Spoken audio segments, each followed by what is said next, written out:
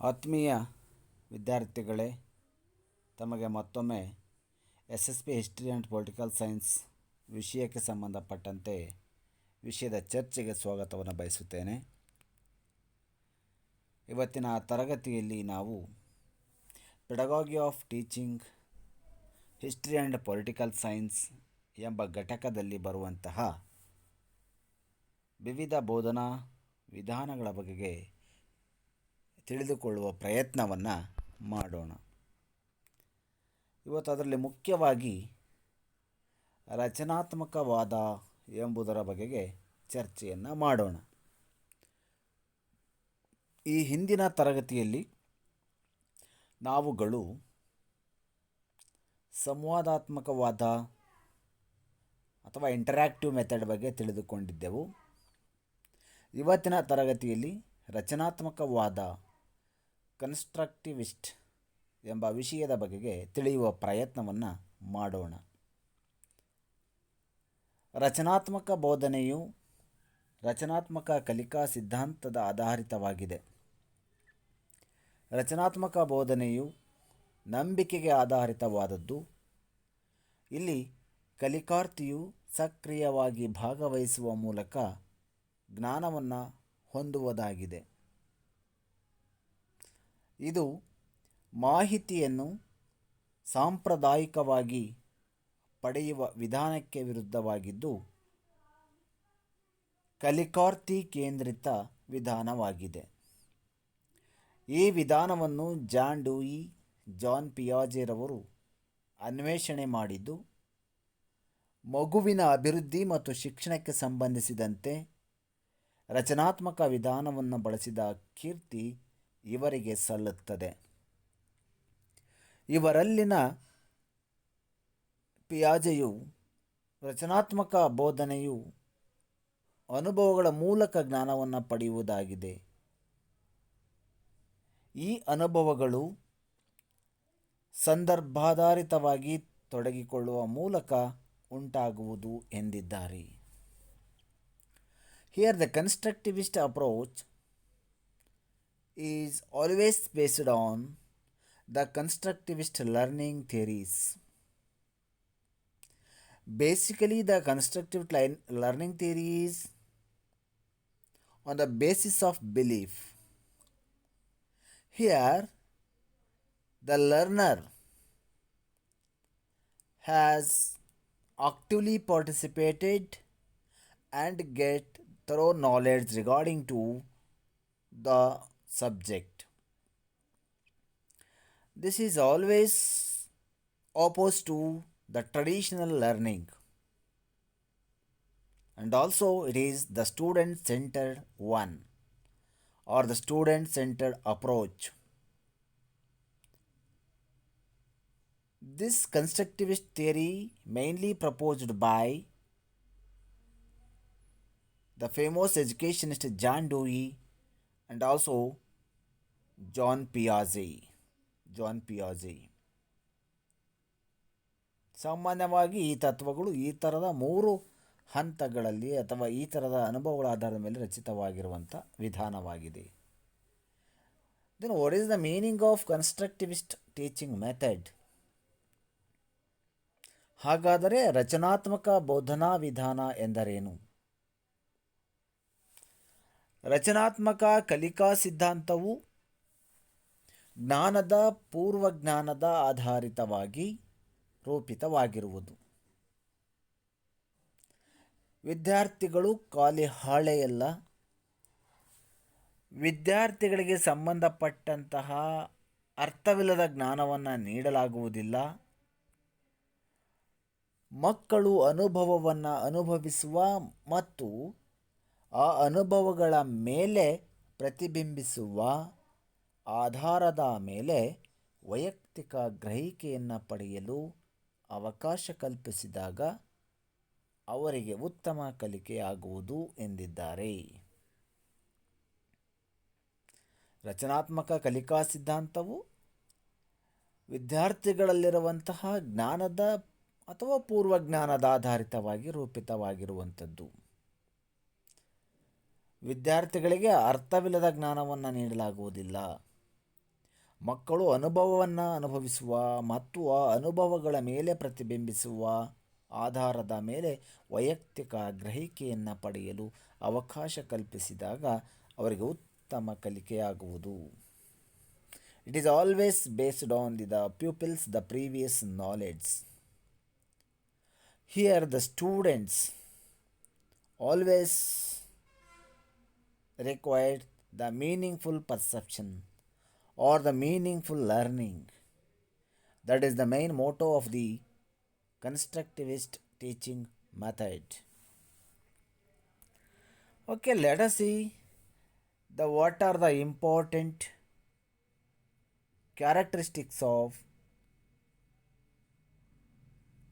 constructivist teaching method. ಹಾಗಾದ್ರೆ ನೋಡೋಣ, ರಚನಾತ್ಮಕ ಬೋಧನಾ ವಿಧಾನದಲ್ಲಿನ ಲಕ್ಷಣಗಳು ಯಾವ್ಯಾವಿದ್ದಾವೆ. ಈ ವಿಧಾನದಲ್ಲಿ ಕಲಿಕಾರ್ಥಿಯು ಚಟುವಟಿಕಾತ್ಮಕವಾಗಿ ಪಾಲ್ಗೊಳ್ಳುವಿಕೆ ಹೆಚ್ಚಾಗಿರುತ್ತದೆ. ಶಾಲಾ ಅಥವಾ ತರಗತಿ ಪರಿಸರ ಪ್ರಜಾಸತ್ತಾತ್ಮಕವಾಗಿರುತ್ತದೆ. ಇಲ್ಲಿ ಸಂಘಟಿಸುವ ಚಟುವಟಿಕೆಗಳು ಶಿಶು ಕೇಂದ್ರಿತವಾಗಿರುತ್ತದೆ. ಸಂವಾದಾತ್ಮಕ ಕ್ರಿಯೆಗಳಿಗೆ ಹೆಚ್ಚಿನ ಅವಕಾಶ ಕಲ್ಪಿಸುವುದು. ಕಲಿಕಾ ಪ್ರಕ್ರಿಯೆಯಲ್ಲಿ ಶಿಕ್ಷಕ ಕೇವಲ ಸುಗಮಕಾರನಾಗಿ ಕಾರ್ಯನಿರ್ವಹಿಸುತ್ತಾನೆ. ವಿದ್ಯಾರ್ಥಿಗಳ ಸ್ವಕಲಿಕೆಗೆ ಮತ್ತು ಮುಕ್ತ ಕಲಿಕೆಗೆ ಅವಕಾಶ ಹೆಚ್ಚು. These are all some of the major characteristics of the constructivist teaching method. The main characteristics of this learning is the student actively participation. Students actively participation is needed. The second thing is here the school environment is always the democratic based. The school environment is always the democratic based. The third option is here the activities are the child-centered one. The organized activities are the child-centered one. Here the teacher give more opportunity for the interaction in the constructivist approach. Here the important role of the teacher is convener. The role of the teacher is convener. ಕಲಿಕಾ ಪ್ರಕ್ರಿಯೆಯಲ್ಲಿ ಶಿಕ್ಷಕ ಕೇವಲ ಸುಗಮಕಾರನಾಗಿ ಕಾರ್ಯವನ್ನು ನಿರ್ವಹಿಸುತ್ತಾನೆ. Here the more opportunity is self-learning and free learning of the students. Self-learning and free learning of the students. That is the main important task regarding to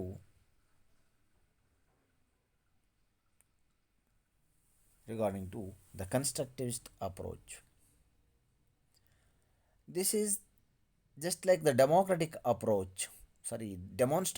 approach or demonstration learning. Here the teacher will show something to the students, the teacher will learn, the students will learn something from the students. That is the it is in the form of the exhibition or other form. ಇಲ್ಲಿ ಶಿಕ್ಷಕನ ಕೆಲಸ ಏನಾಗುತ್ತೆ ಅಂದರೆ ಪ್ರಾತ್ಯಕ್ಷಿಕೆ ಕಲಿಕೆಯ ಸನ್ನಿವೇಶವನ್ನು ಒಳಗೊಂಡಿರುತ್ತದೆ. ಪ್ರಾಥಮಿಕ ಆಧಾರಗಳು ಯುಕ್ತಿಪೂರ್ಣ ಸಾಧನಗಳನ್ನು ಒಳಗೊಂಡಿದೆ. These types of learning always involved the primary sources or the meaningful learning. ವಿದ್ಯಾರ್ಥಿಗಳ ಕಾರ್ಯವೈಖರಿ ಆಧಾರಿತ ಅವರ ಕಲಿಕೆಯ ಮೌಲ್ಯಮಾಪನ ಮಾಡಲಾಗುವುದು. Here the evaluation is always based on the student's performance, student's progress. ಗುಂಪು ಚಟುವಟಿಕೆಗೆ ಆದ್ಯತೆ ನೀಡಲಾಗುವುದು. Here the more provision for the group activities. That is the main major thing regarding to the characteristics of the constructivist teaching method. ಈ ವಿಧಾನದಲ್ಲಿ ಕಲಿಕಾರ್ಥಿಯು ಚಟುವಟಿಕಾತ್ಮಕವಾಗಿ ಪಾಲ್ಗೊಳ್ಳುವಿಕೆ ಹೆಚ್ಚಾಗಿರುತ್ತದೆ. ಶಾಲಾ ತರಗತಿ ಅಥವಾ ಶಾಲಾ ಪರಿಸರ ಅಥವಾ ತರಗತಿ ಪರಿಸರ ಪ್ರಜಾಸತ್ತಾತ್ಮಕವಾಗಿರೋದನ್ನು ನೋಡ್ತೀವಿ. ಯಾವುದೇ ರೀತಿಯ ಡಿಕ್ಟೇಟರ್ಶಿಪ್ ಇಲ್ಲ. Here the pupils role is very very important. ಇಲ್ಲಿ ಸಂಘಟಿಸುವ ಚಟುವಟಿಕೆಗಳು ಶಿಶು ಕೇಂದ್ರಿತವಾಗಿರುತ್ತವೆ. ಸಂವಾದಾತ್ಮಕ ಕ್ರಿಯೆಗಳಿಗೆ ಹೆಚ್ಚಿನ ಅವಕಾಶವನ್ನು ಕಲ್ಪಿಸಲು ಸಾಧ್ಯವಾಗುತ್ತದೆ. ಕಲಿಕಾ ಪ್ರಕ್ರಿಯೆಯಲ್ಲಿ ಶಿಕ್ಷಕ ಕೇವಲ ಸುಗಮಕಾರನಾಗಿ ತನ್ನ ಕೆಲಸವನ್ನು ನಿರ್ವಹಿಸುತ್ತಾನೆ. ವಿದ್ಯಾರ್ಥಿಗಳ ಸ್ವಕಲಿಕೆಗೆ ಮುಕ್ತ ಅವಕಾಶವನ್ನು ಇಲ್ಲಿ ನೀಡಲಾಗುತ್ತದೆ. ಇದೊಂದು ಪ್ರಾತ್ಯಕ್ಷಿಕ ಕಲಿಕೆಯ ಸನ್ನಿವೇಶವನ್ನು ಒಳಗೊಂಡಿರುವಂಥದ್ದಾಗಿದೆ. ಪ್ರಾಥಮಿಕ ಆಧಾರಗಳು ಅಥವಾ ಯುಕ್ತಿಪೂರ್ಣ ಸಾಧನಗಳನ್ನು ಒಳಗೊಂಡಿರುವಂಥ ಪ್ರಯತ್ನ ಇಲ್ಲಿ ನಡೆಯುತ್ತೆ. ಆ ಹಿನ್ನೆಲೆಯಲ್ಲಿ ಈ ಥರದ ಎಲ್ಲ ಅಂಶಗಳನ್ನು ಕೂಡ ಒಟ್ಟಾರೆಯಾಗಿ ನಾವು ಪ್ರಸ್ತಾಪ ಮಾಡಲಿಕ್ಕೆ ಸಾಧ್ಯತೆ ಆಗುತ್ತೆ. Let us see what are the merits of this constructivist approach or constructivist teaching. ಹಾಗಾದರೆ ರಚನಾತ್ಮಕ ಬೋಧನಾ ವಿಧಾನದ ಗುಣಗಳು ಯಾವುದು? ಮುಖ್ಯವಾಗಿ ಈ ವಿಧಾನವು ಚಟುವಟಿಕಾ ಕೇಂದ್ರಿತ ವಿಧಾನವಾಗಿರುತ್ತದೆ. ಭಾಳಷ್ಟು ಸಂದರ್ಭದಲ್ಲಿ ನಾವು ಇದನ್ನು ಅರ್ಥ ಮಾಡಿಕೊಳ್ಳೋ ಪ್ರಯತ್ನವನ್ನು ಮಾಡ್ತಾ ಇದ್ದೀವಿ. ಚಟುವಟಿಕಾ ಕೇಂದ್ರಿತ ವಿಧಾನವಾಗಿದೆ. ಇದು ಸ್ವಯಂ ಕಲಿಕೆಗೆ ಹೆಚ್ಚಿನ ಆದ್ಯತೆಯನ್ನು ನೀಡುತ್ತದೆ. ನೈಜ ಸನ್ನಿವೇಶದಲ್ಲಿ ಕಲಿಕೆ ಉಂಟಾಗುವುದು. ಇದು ಮಕ್ಕಳ ಕಲಿಕೆಗೆ ಮುಕ್ತ ವಾತಾವರಣ ಕಲ್ಪಿಸುವುದರಿಂದ ವಿದ್ಯಾರ್ಥಿಯು ನೈಜ ಸನ್ನಿವೇಶದಲ್ಲಿ ಕಲಿಯುವನು. ಸಂವಾದ ಚರ್ಚೆಗೆ ಅವಕಾಶ ಕಲ್ಪಿಸುವುದರಿಂದ ವಿದ್ಯಾರ್ಥಿಯು ವಾಸ್ತವ ಸನ್ನಿವೇಶದಲ್ಲಿ ಕಲಿಯುವನು. ಸಾಮಾನ್ಯವಾದ ದೃಷ್ಟಿಯಲ್ಲಿ ವಾಸ್ತವ ಸನ್ನಿವೇಶದಲ್ಲಿ ಕಲಿಯುವಂಥ ಪ್ರಯತ್ನವನ್ನು ಮಾಡ್ತಾನೆ ಇಲ್ಲಿ ವಿದ್ಯಾರ್ಥಿಯು. ಸಂವಾದ ಮತ್ತು ಚರ್ಚೆಗೆ ಅವಕಾಶ ಕಲ್ಪಿಸುವುದರಿಂದ ವಿದ್ಯಾರ್ಥಿಯು ವಾಸ್ತವ ಸನ್ನಿವೇಶದಲ್ಲಿ ಕಲಿಯುವಂಥ ಪ್ರಯತ್ನ ಸಿಗುತ್ತೆ. ಹಾಗಾಗಿ ನಾನು ಹೇಳಿದಾಗೇ ಪ್ರಾಥಮಿಕ ಸಾಧನ ಬಳಸೋದ್ರಿಂದ ಇಲ್ಲಿ ಶಾಲೆಯಲ್ಲಿ ಶಿಕ್ಷಕರು ಕಲಿಕಾ ಪ್ರಕ್ರಿಯೆ ವೇಗವಾಗಿರೋದಲ್ಲದೆ ಹೆಚ್ಚು ಪರಿಣಾಮಕಾರಿಯಾಗಿರುತ್ತದೆ. ಗುಂಪು ಚಟುವಟಿಕೆ ನೀಡೋದ್ರಿಂದ ಸಹಕಾರಾತ್ಮಕ ಕಲಿಕೆ ಉಂಟಾಗುತ್ತದೆ. ಪ್ರಾತ್ಯಕ್ಷಿಕೆಯ ಮೂಲಕ ಕಲಿಸುವುದರಿಂದ ವಿದ್ಯಾರ್ಥಿಗಳಿಗೆ ಕಲಿಕೆ ಪರಿಣಾಮಕಾರಿಯಾಗುವುದು. ಆ ಹಿನ್ನೆಲೆಯಲ್ಲಿ ಇಷ್ಟೆಲ್ಲ ಪ್ರಯತ್ನಗಳನ್ನು ನಾವು ಒಂದಲ್ಲ ಒಂದು ರೀತಿಯಲ್ಲಿ ಕೂಡ ಮಾಡಬೇಕಾಗುತ್ತೆ. ಆ ಹಿನ್ನೆಲೆಯಲ್ಲಿ ಅಷ್ಟು ಅನುಕೂಲವಾಗಿರುವಂಥ ಅಂಶಗಳು ಇರುತ್ತೆ. These are some of the major merits of the constructivist approach. This is a activity-centered approach. It will give the self-learning. It will give the more scope to self-learning. Here, learning is created in a natural situation or the real situation. Then here we have to give, the teacher should give the free learning environment. The teacher has to create the free learning environment for the purpose of the learning, and also the teacher will give the more scope to the discussion or the dialogue in the school. Then here the teacher, the learning is very very effective because of using the primary sources in the classroom, and also the teacher provides the group activity in the sense here for the purpose of developing the cooperative learning, and also the demonstration is taken for the purpose of the learning. That's why here these are the important, the major concepts regarding to the merits of the constructivist approach. ಈ ವಿಧಾನದಿಂದಾಗಿಯೇ ಹೆಚ್ಚಿನ ಅನುಕೂಲಗಳು ಇಲ್ಲಿ ಸಾಧ್ಯತೆ ಆಗುತ್ತೆ. ಆ ಹಿನ್ನೆಲೆಯಲ್ಲಿ ಇಷ್ಟೆಲ್ಲ ಪ್ರಯತ್ನಗಳನ್ನು ಶಿಕ್ಷಕ ಮಾಡಲಿಕ್ಕೆ ಸಾಧ್ಯತೆಯಾಗುತ್ತೆ. Okay, let us see what are the activities should be taken by the teacher, or what are the requirements of the activities taken by the teacher in the activist or constructivist teaching. Here you may take an experimentation or assign the research projects or assign field trips, or the showing films, or organizing classroom discussions, or more focus on issues. The teacher should may assign case study and also long term project. ಈ ರಚನಾತ್ಮಕ ಬೋಧನಾ ಚಟುವಟಿಕೆಗಳು ಯಾವ್ಯಾವುದಿದೆ ಹಾಗಾದರೆ ಅಂತ ಚರ್ಚೆ ಮಾಡೋದಾದರೆ, ಸಾಮಾನ್ಯವಾದ ದೃಷ್ಟಿಯಲ್ಲಿ ಸಾಕಷ್ಟು ಹಿನ್ನೆಲೆಯಲ್ಲಿ ತೆಗೆದುಕೊಳ್ಳುವಂಥ ಅನೇಕ ಅಂಶಗಳನ್ನು ನಾವು ನೋಡ್ತೀವಿ. ಸಾಕಷ್ಟು ಹಿನ್ನೆಲೆಯಲ್ಲಿ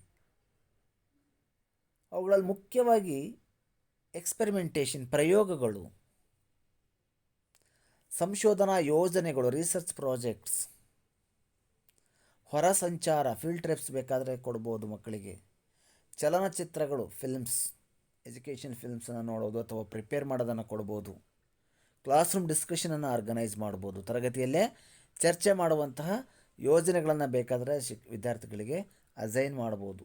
ಜೊತೆಗೆ ಯಾವುದಾದ್ರೂ ಸಮಸ್ಯೆಯ ಮೇಲೆ ಹೈಲೈಟ್ ಮಾಡ್ಬೋದು, ಫೋಕಸ್ ಮಾಡ್ಬೋದು ತರಗತಿಯಲ್ಲಿ, ಅದರ ಬಗ್ಗೆ ಅವರ ವಿವರವನ್ನು ತಿಳಿಸ್ಲಿಕ್ಕೆ ಹೇಳ್ಬೋದು. ಉದಾಹರಣೆ, ಭಾರತದ ಅಭಿವೃದ್ಧಿಗೆ, ಅನಭಿವೃದ್ಧಿಗೆ ಅಥವಾ ಆರ್ಥಿಕ ಕುಂಠಿತಕ್ಕೆ ಜನಸಂಖ್ಯೆಯೇ ಕಾರಣ, ಈ ಥರದ ಸಮಸ್ಯೆನ ಫೋಕಸ್ ಮಾಡಿ ಅದನ್ನು ಅಧ್ಯಯನ ಮಾಡಲಿಕ್ಕೆ, ಅದರ ಬಗ್ಗೆ ಚರ್ಚೆ ಮಾಡಲಿಕ್ಕೆ ಹೇಳುವಂಥ ಪ್ರಯತ್ನವನ್ನು ಮಾಡ್ಬೋದು. ಕೇಸ್ ಸ್ಟಡಿ ಮಾಡ್ಬೋದು. ಒಬ್ಬ ಪೊಲಿಟಿಷಿಯನ್ಸ್ನ ಅಥವಾ ಒಂದು ರಾಜಕೀಯ ಪಕ್ಷವನ್ನು ಅಥವಾ ಮತ್ಯಾವುದೋ ಒಂದು ರಾಜಕೀಯ ಸಂಘಟನೆಗಳನ್ನು ಆ ವಿದ್ಯಾರ್ಥಿಗಳು ಕೇಸ್ ಸ್ಟಡಿ ಮಾಡುವಂಥ ಸಾಧ್ಯತೆಯೂ ಕೂಡ ಇರುತ್ತೆ. ಲಾಂಗ್ ಟರ್ಮ್ ಪ್ರಾಜೆಕ್ಟನ್ನು ಅಸೈನ್ ಮಾಡುವಂಥದ್ದು ವಿದ್ಯಾರ್ಥಿಗಳಿಗೆ, ದೀರ್ಘಾವಧಿ, ವರ್ಷದ ಕೊನೆಯಲ್ಲಿ ಮುಗಿಯುವಂತಹ ಯೋಜನೆಗಳು. ಆ ಯೋಜನೆಗಳನ್ನು ಕೂಡ ತರಗತಿಯಲ್ಲಿ ಕೈಗೊಳ್ಳೋದ್ರ ಮುಖೇನ ವಿದ್ಯಾರ್ಥಿಗಳಿಗೆ ಶಿಕ್ಷಕರು ಈ ಥರದ ಚಟುವಟಿಕೆಗಳನ್ನು ಮಾಡಲಿಕ್ಕೆ ಸಾಧ್ಯತೆ ಇದೆ.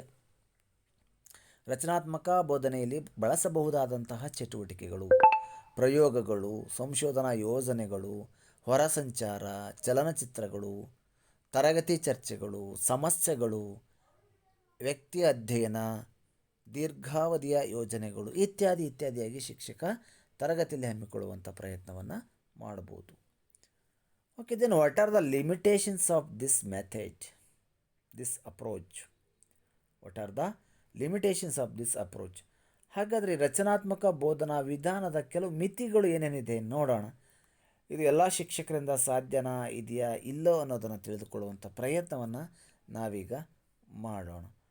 Okay, here it is not possible by all the teachers, by all the subject. It is not suitable for all the subject in the classroom, because in this method we have to unable to provide the real experiences. ಸಾಮಾನ್ಯವಾಗಿ ತರಗತಿಗಳಲ್ಲಿ ಎಲ್ಲ ವಿಷಯಗಳಿಗೆ ನೈಜ ಅನುಭವ ನೀಡಲು ಸಾಧ್ಯವಾಗುವುದಿಲ್ಲ. ಎರಡನೇದಾಗಿ ಎಲ್ಲ ವಿಷಯಗಳನ್ನು ಸ್ವ ಅನುಭವದ ಮೂಲಕ ತಿಳಿಯಲು ಸಾಧ್ಯವಿಲ್ಲ. ಶಿಕ್ಷಕ ಅನಾನುಭವಿಯಾದರೆ ಈ ವಿಧಾನ ಸಾಧ್ಯವಾಗದು. ವಿದ್ಯಾರ್ಥಿಗಳಲ್ಲಿ ಉದ್ಭವಿಸುವ ಅನುಮಾನಗಳನ್ನು ಬಗೆಹರಿಸಲು ಶಿಕ್ಷಕ ಆಳವಾದ ಜ್ಞಾನವನ್ನು ಹೊಂದಿರಬೇಕಾಗುತ್ತದೆ.